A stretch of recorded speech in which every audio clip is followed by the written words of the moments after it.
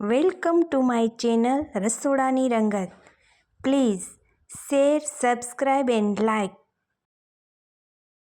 Hello friends, આજે આપણે એકદમ અલગ જ રીતે મેથી બેસનનું શાક બનાવવાના છે. જો આ એક માત્ર 5 મિનિટમાં બની અને રેડી થઈ જશે અને જરા પણ એમાં કડવાશ નહીં રહે એવું બસ ટિપ્સ સાથે ચલો બનાવીએ મેથી અને બેસનની ભાજી. તો આ શાક બનાવવા માટે સૌપ્રથમ તો મેં એક ટમેટું લઈ લીધું છે અને આ ટમેટાને આપણે કટ કરી નાખીએ. ઝીણું એવું આપણે ઝીણું કટ કરવાનું છે. તો સારી રીતે ટમેટું કટ થઈ જાય પછી આપણે માત્ર થોડા જ ઇન્ગ્રીડિયન્ટ્સમાં અને ઇઝીલી ફટાફટ બાળકો પણ ખાશે એવું મસ્ત ટેસ્ટી મેથીની ભાજી અને બેસનનું શાક બનાવવાના છે, જે ઇન્સ્ટન્ટ બની જશે અને જરા પણ કડવાશ એમાં નહીં રહે ફ્રેન્ડ્સ. અને આવી રીતે આપણે બીજી ભાજીના શાક પણ આવી રીતે બેસન એડ કરી અને બનાવી શકીએ છીએ. એ પણ હું તમને આ ચેનલમાં જરૂર મૂકીશ, તમે જરૂર જોજો. તો આપણે હવે ટમેટું કટ કરી નાખ્યું છે. તો બીજી બાજુ આપણે મેથીની ભાજીને પણ ઝીણી સુધારી અને લઈ લીધી છે.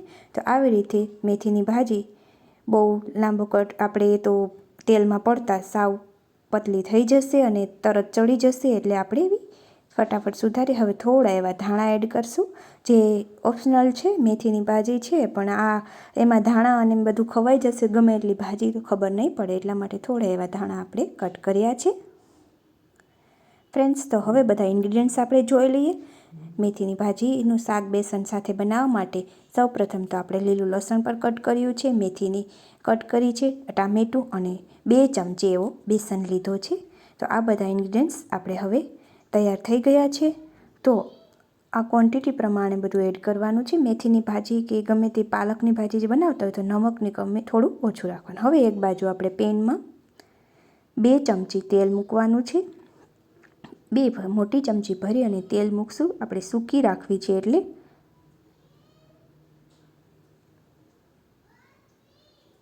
તો હવે 2 ચમચી ભરી અને આપણે એમાં તેલ એડ કરી દઈએ.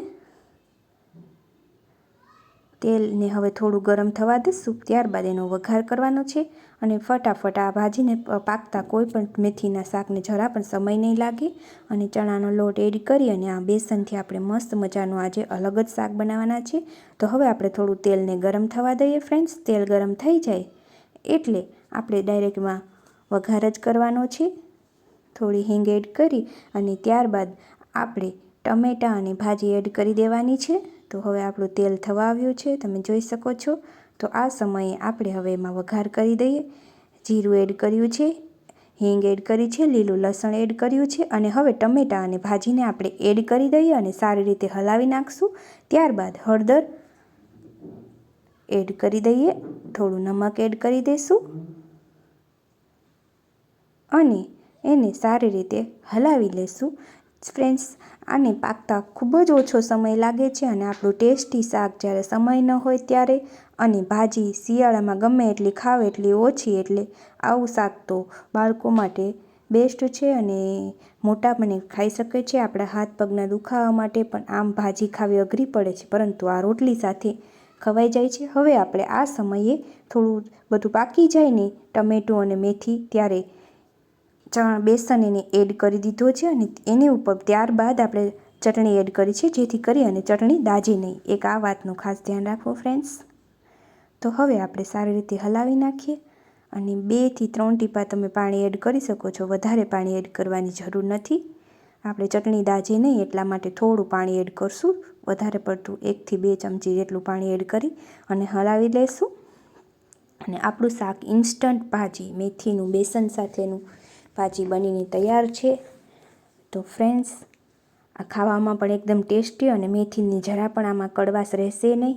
અને ઘણા લોકો મેથીને બાફી અને શાક કરે છે, પરંતુ એમાં કડવાશ હોય છે અને કડવું લાગે એટલે ખાવામાં બાળકો તો ખાતા જ નથી. તો તમે જોઈ શકો છો આપણું શાક બની અને રેડી થઈ ગયું છે. તો તૈયાર છે આપણે મેથીની બેસન સાથેનું ભાજી. મેથીનું શાક કહો કે મેથીની ભાજી કહો, જે કહો તે. સરસ મજાનું ઇન્સ્ટન્ટ માત્ર 5 મિનિટમાં બનતી આ રેસીપી જોઈ શકો છો તમે.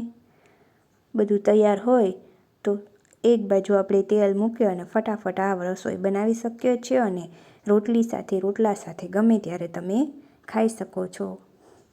તો ફ્રેન્ડ્સ, મારા બીજા વિડીયો જોવા માટે મારી ચેનલને લાઇક, શેર અને સબસ્ક્રાઈબ જરૂર કરજો અને વિડીયો ગમે તો મારી ચેનલને શેર જરૂર કરજો. આભાર ફ્રેન્ડ્સ. જય શ્રી કૃષ્ણ.